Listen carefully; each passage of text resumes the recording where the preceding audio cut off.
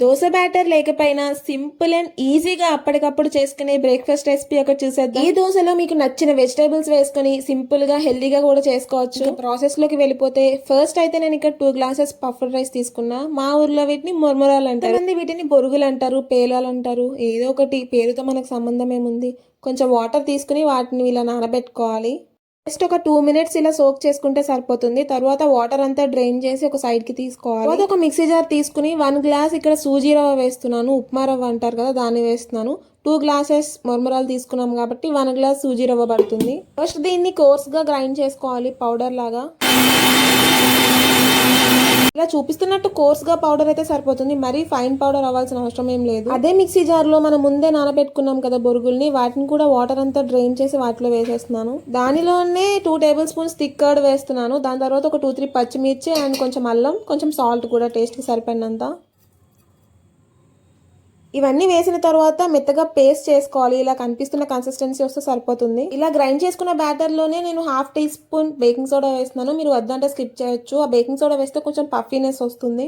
Baking soda వేసి మొత్తం ఒకసారి కలిపిన తర్వాత ఇంకా మీకు నచ్చిన వెజిటేబుల్స్ వేసుకోవచ్చు. క్యారెట్, బీట్రూట్, సొరకాయ కూడా వేసుకోవచ్చు. ఇంకా నేనైతే onions, green chilli and carrot తురిమి వేస్తున్నాను. నేను హోల్ క్యారెట్ తీసుకున్నాను. మరీ క్యారెట్ ఎక్కువైతే స్వీట్నెస్ వచ్చేస్తుంది, కొంచెం చూసి వేసుకోండి. మీరు ఇంకా కొంచెం ఘాటుగా తింటానంటే అల్లం కూడా తురిమి వేసుకోవచ్చు. ఇలా మీకు కావాల్సిన వెజిటేబుల్స్ అన్నీ వేసుకుని ఒక 10 to 15 మినిట్స్ సైడ్కి పెడితే సరిపోతుంది.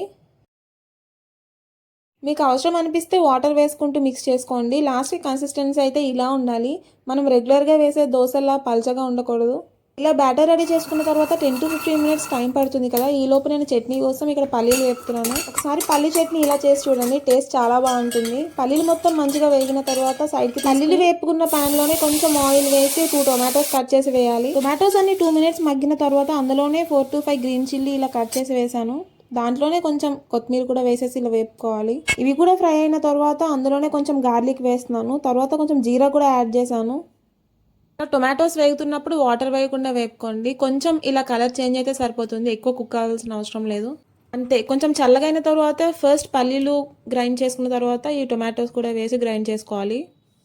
లాస్ట్లో సాల్ట్ కొంచెం చూసి అడ్జస్ట్ చేసుకోండి. రెగ్యులర్గా మనం చేసే ఓన్లీ పల్లీలతో కాకుండా ఇలా చేసి చూడండి, టేస్ట్ అయితే చాలా బాగుంటుంది.